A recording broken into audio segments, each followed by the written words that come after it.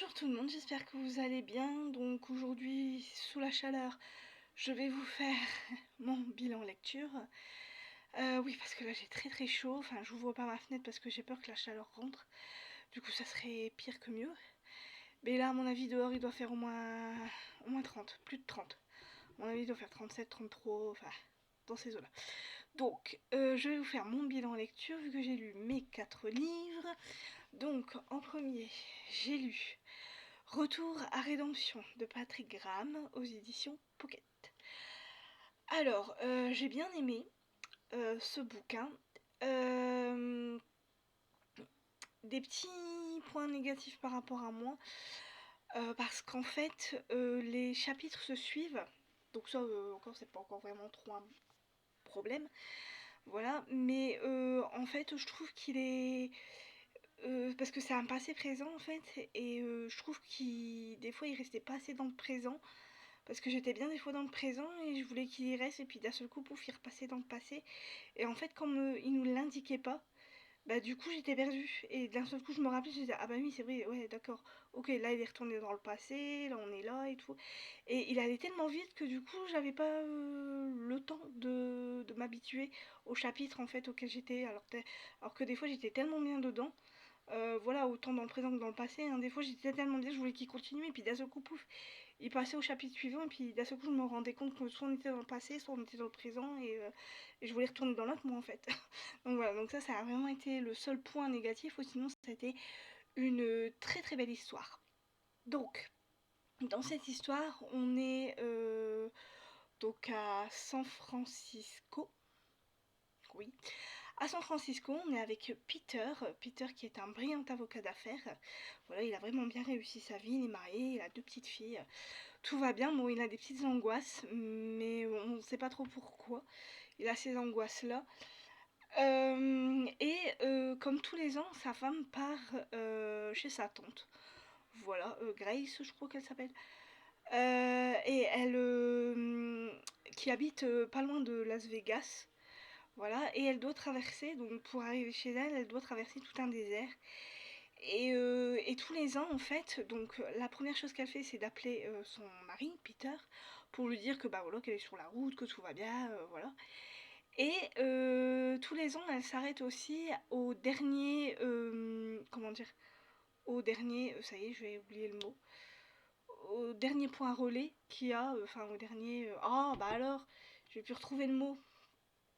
Enfin bref, au dernier point relais qu'il y a, à la dernière station essence, voilà, cherchez le mot. À la dernière station essence, là où il y a un magasin où elle peut s'acheter, bah, soit elle s'achète des packs d'eau, elle s'achète de la nourriture pour ses filles pour qu'elles soient bien pendant toute cette traversée du désert. Sauf que cette année-là, elle ne l'a pas fait. Elle a bien appelé son mari par contre, voilà, pour lui dire que, bah, que tout allait bien et tout, sauf que ce jour-là, malheureusement, tout ne va pas se passer comme prévu, vu qu'à un moment donné, elle va se faire arrêter par un shérif. Voilà, sur la route, elle va voir des gyrophares et elle va devoir s'arrêter sur le bas-côté. Et elle est encore au téléphone avec Peter, et elle laisse le téléphone allumé sur le côté. Et en fait, Peter, il entend toute la conversation qu'elle a avec ce shérif. Et en fait, Peter, ce qu'il sait, c'est que bah, il entend sa femme parler, et il sent que, à sa voix, qu'il y a quelque chose qui ne va pas.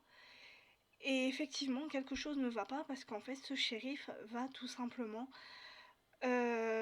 tuer la femme de Peter et laisser mourir ses petites filles dans le désert. Enfin, il va les laisser dans la voiture cuire, voilà. Et Peter va tout simplement appeler la police, et il va leur dire bah, ce qu'il vient d'entendre, quoi, qu'il vient d'entendre que sa femme, voilà, et, euh, et voilà, et il va vraiment entendre tout ce qui va se passer, même après ce qui s'est passé. Voilà, il sait que le tueur a laissé la clim, mais au bout d'un moment, bah, le moteur va s'arrêter. Vu qu'il n'y a plus avoir d'essence, même le téléphone, au bout d'un moment, s'arrête, plus de batterie. Donc du coup, il va plus pouvoir entendre ses petites filles qui sont en train de paniquer, mais comme jamais. Et il ne sait pas du tout où elles sont. Donc il essaye, tant bien que mal, de refaire la route que sa femme a fait. Et, et bizarrement, il va se rappeler d'une chose qui va faire que bah, par bonheur, il va pouvoir retrouver la voiture de sa femme avec ses petites filles dedans.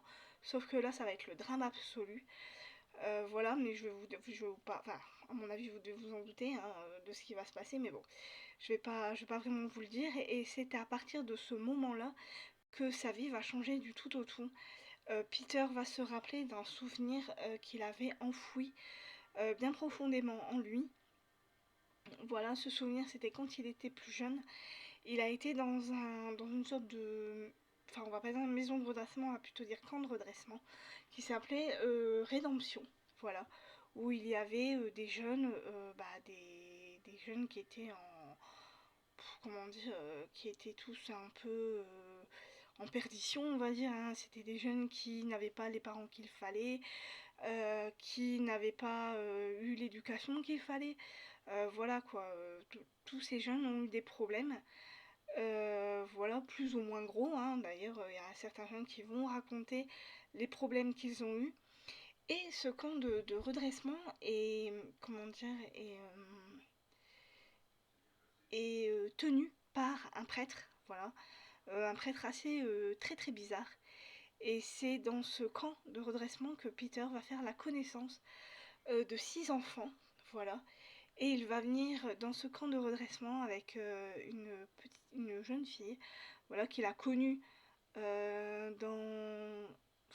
un autre, dans une autre maison de redressement, je pense.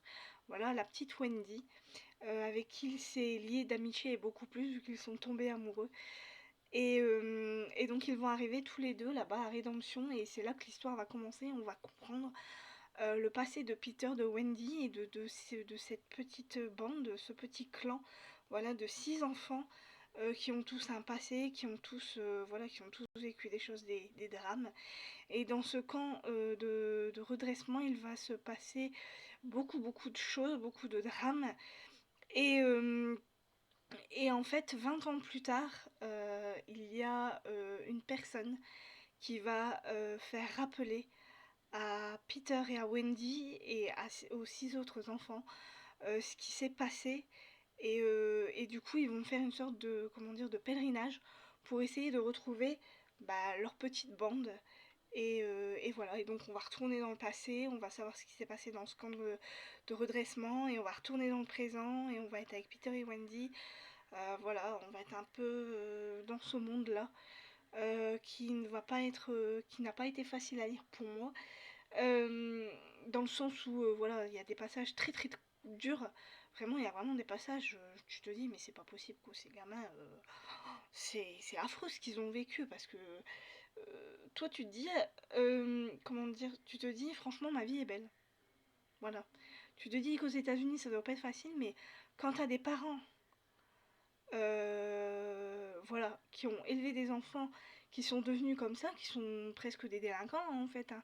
C'est ça en fait, hein. Ce camp, c'est tous des enfants qui étaient soit clochards, soit prostituées, soit... Enfin voilà, quoi, c'était des enfants de la rue, voilà, qui ont été ramenés dans ce camp de redressement pour pouvoir comment dire, les éduquer, euh, les faire travailler aussi, voilà, on leur fait faire des choses, voilà, mais c'est vraiment un camp très très très compliqué.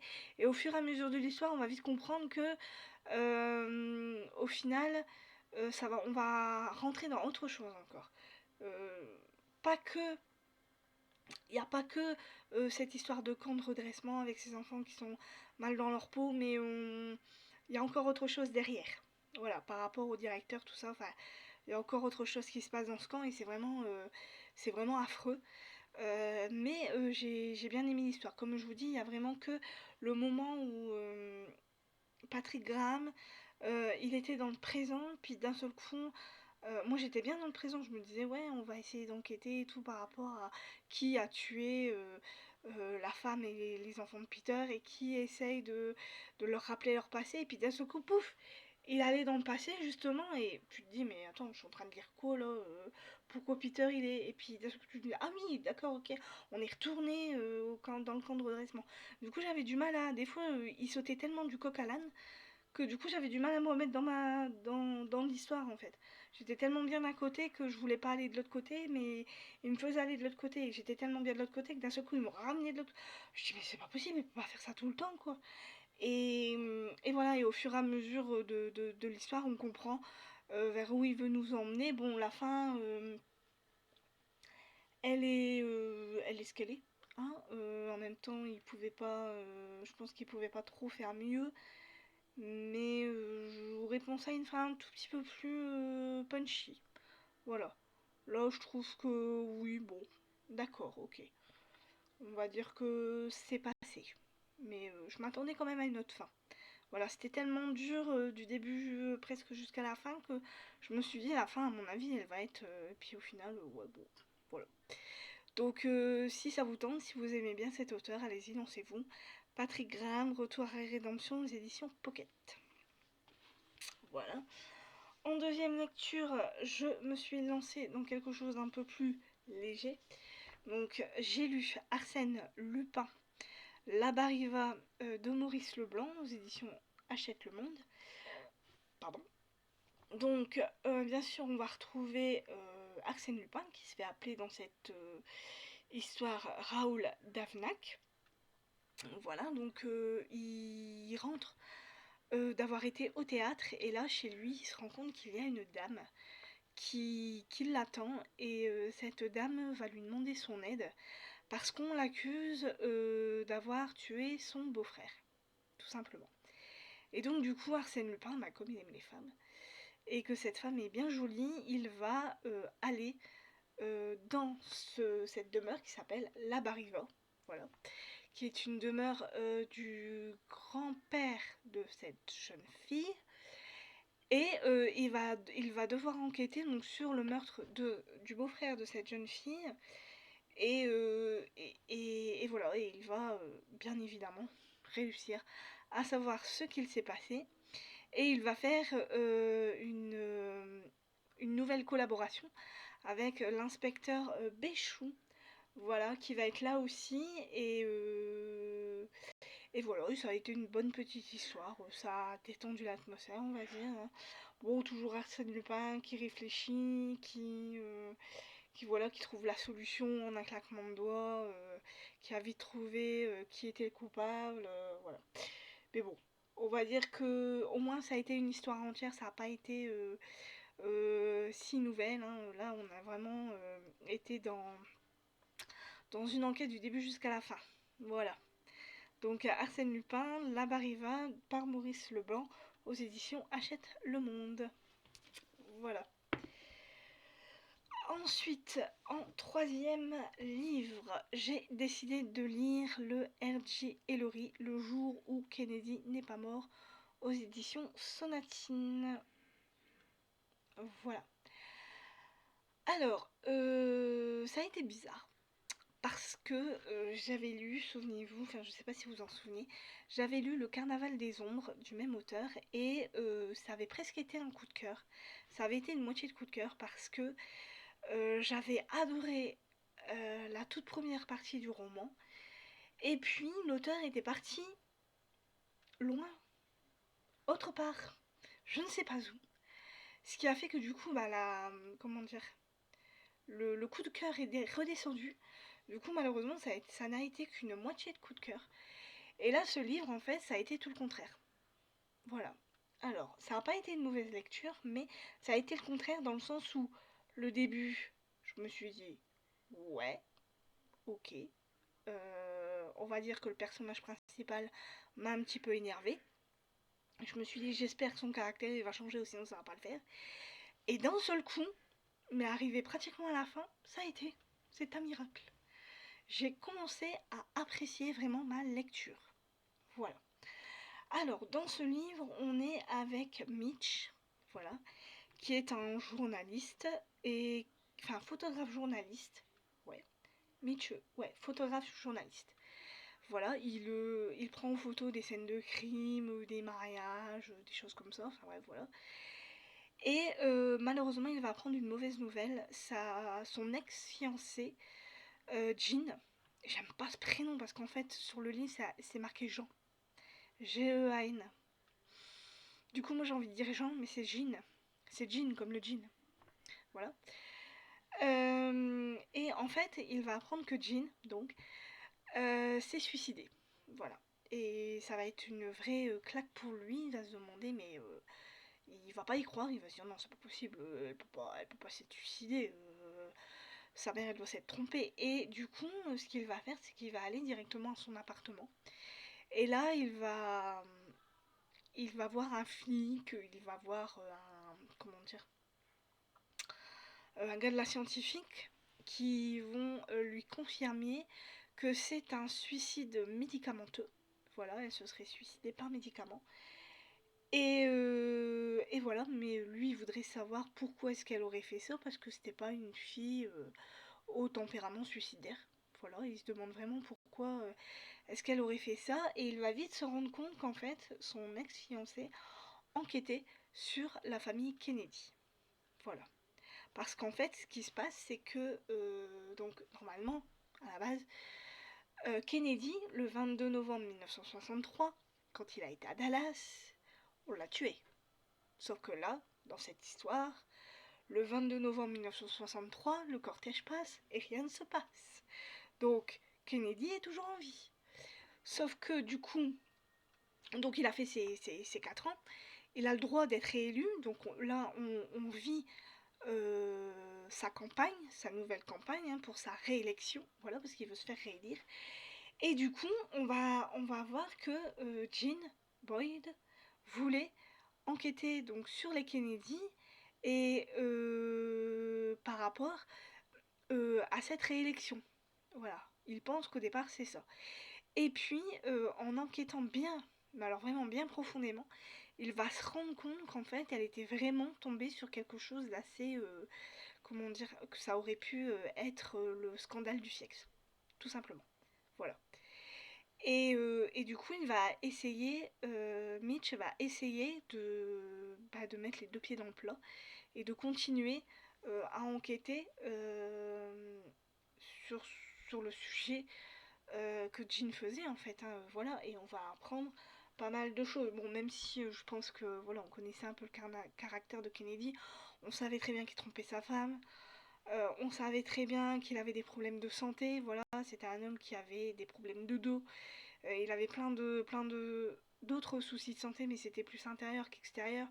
Voilà, il était obligé de porter un corset tous les jours, donc ça non seulement ça le faisait ça le faisait souffrir, mais il était obligé de prendre des médicaments, mais à la pelle quoi, mais vraiment il se droguait. Le mec était drogué du matin au soir.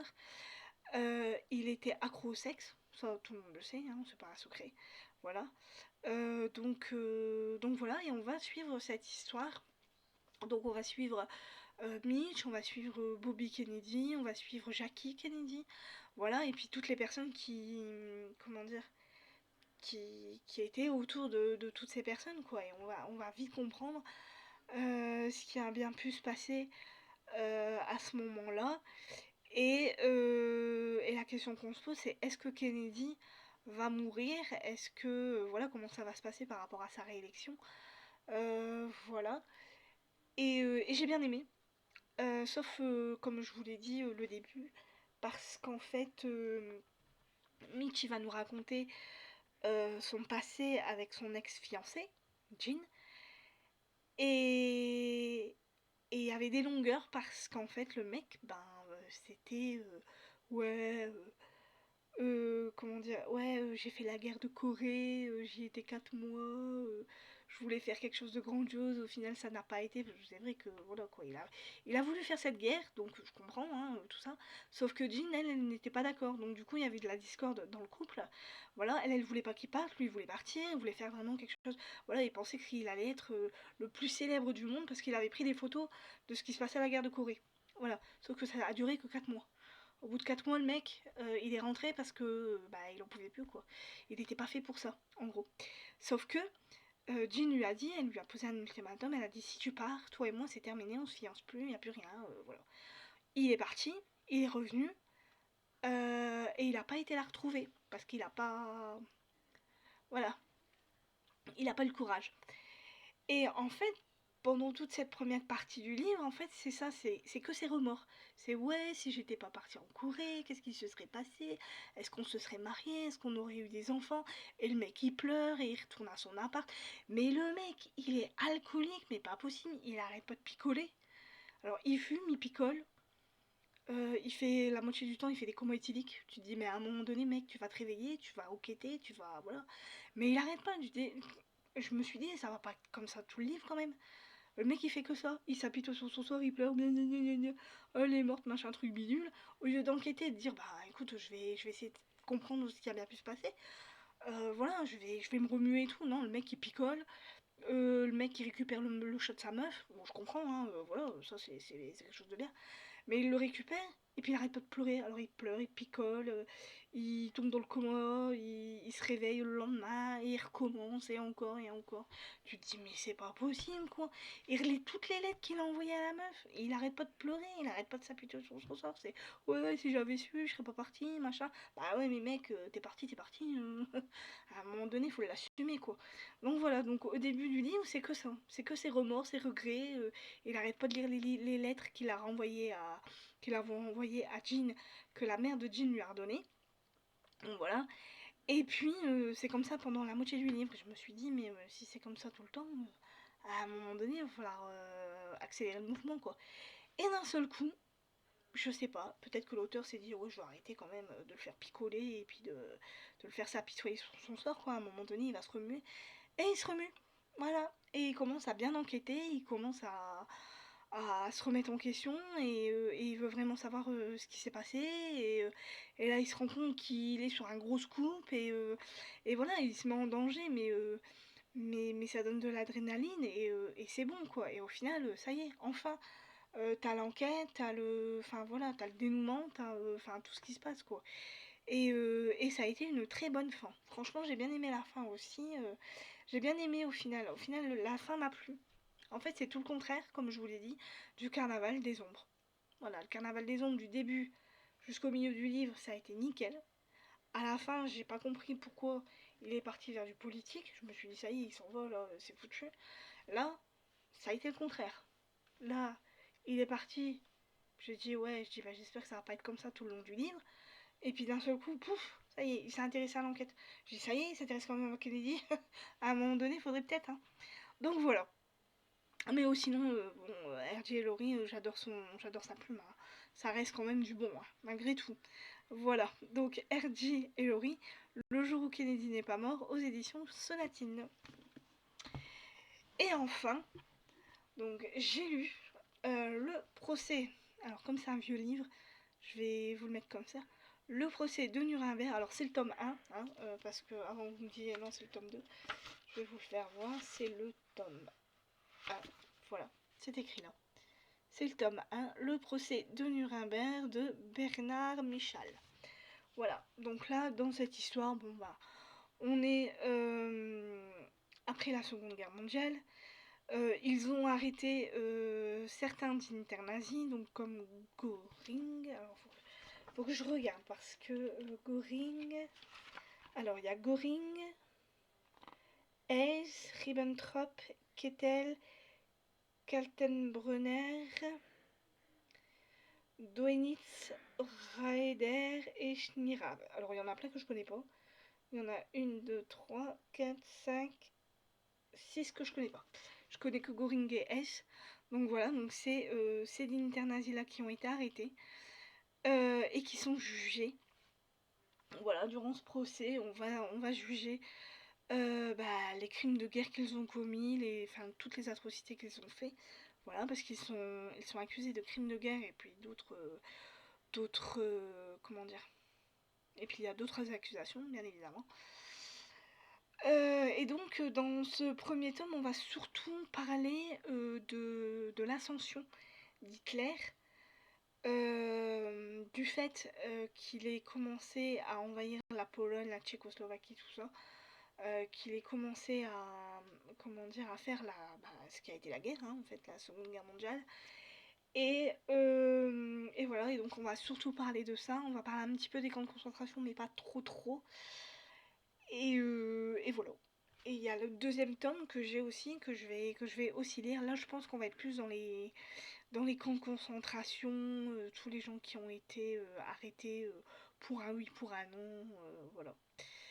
Donc voilà cette histoire. Donc je peux pas vous en dire plus, hein, juste que c'est très intéressant. Voilà, il y a beaucoup d'images qui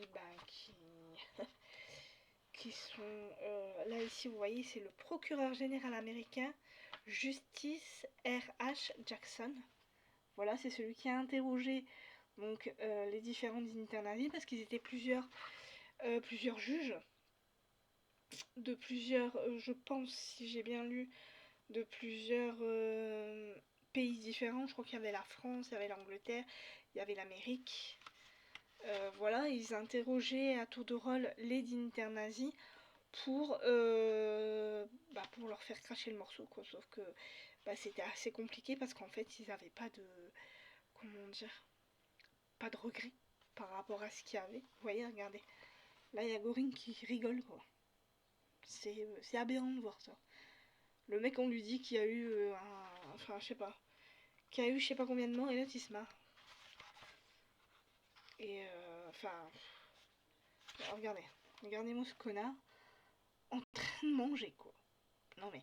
Il y a des images, franchement, c'est aberrant de voir ça. Là, ici, c'est Hitler avec Göring, avec tout son. Voilà. C'est à l'anniversaire du putsch de la brasserie de Munich, quand ils ont essayé de renverser le gouvernement et qu'ils n'ont pas réussi d'ailleurs. Bah. Et là, on a Himmler. Voilà. Himmler. Voilà.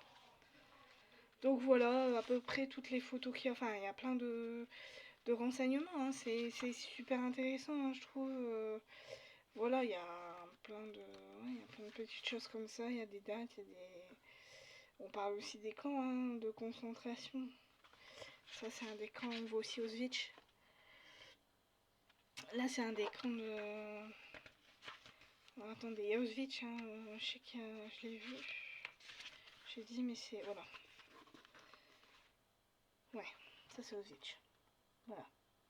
Donc là, ici, on a l'entrée. Hein. Le travail rend libre. Ça se saurait. Parce que ça rendait libre. Et là, ici, on a bien évidemment par où les prisonniers arrivaient, le convoi des prisonniers. Voilà. C'est. Voilà, il y a des choses comme ça qui sont dures à lire. Et puis après, par la suite, ça va, quoi. Bah, on comprend. Enfin, on comprend entre guillemets. Enfin, je trouve que c'est toujours intéressant de savoir ce qui s'est passé, comment ça s'est passé, le nombre de morts qu'il y a eu. Voilà, ça a été atroce, hein, ça a été vraiment une guerre. Ça n'a pas encore été pareil que la première, mais ça a quand même été une guerre assez atroce, vu le nombre de morts qu'il y a eu. Et je trouve que c'est toujours intéressant de savoir ce qui s'est passé, même si, voilà, dans tous les livres d'histoire, je pense qu'ils racontent un petit peu la même chose. Je pense qu'il y a, au niveau de ça, il n'y a pas grand chose qui change. On apprend juste des nouvelles choses au fur et à mesure. Voilà. Donc voilà pour le procès de Nuremberg de Bernard Michal. Voilà. Donc voilà pour mon bilan lecture. Donc là maintenant, en ce moment, je suis en train de lire Pat Conroy Beach Music aux éditions Le Livre de Poche. Donc vous voyez, je viens à peine de le commencer. Hein. Je viens de finir le prologue. Ouais, le prologue. Qui est déjà bien corsé, hein. Voilà, donc je vais continuer à le lire. Je pense qu'il va me plaire. À mon avis, il y a du dialogue, l'histoire elle a l'air d'être assez noire, donc je pense qu'il va me plaire. Donc voilà. Après, j'ai l'intention de lire une autre bricasse de Henri Levenbruck, l'apothicaire, aux éditions J'ai lu. Voilà. J'ai l'intention de lire à nouveau Sherlock Holmes, le dernier problème d'Arthur Conan Doyle. Voilà. Et comme je vous l'ai dit, j'ai l'intention de lire le deuxième tome du procès de Nuremberg. Voilà. Donc voilà pour mon bilan lecture, voilà pour mes prochaines lectures. J'espère que tout ça vous aura plu, que mes prochaines lectures vous tentent.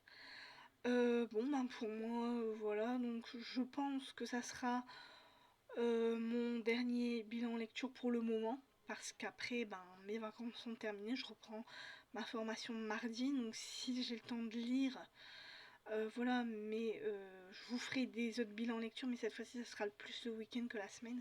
Là, j'ai vraiment eu le temps de le faire parce que ben, j'étais en vacances. Mais, euh, mais voilà, le prochain bilan lecture, ça sera un week-end et non la semaine. Donc je vous dis à plus tard.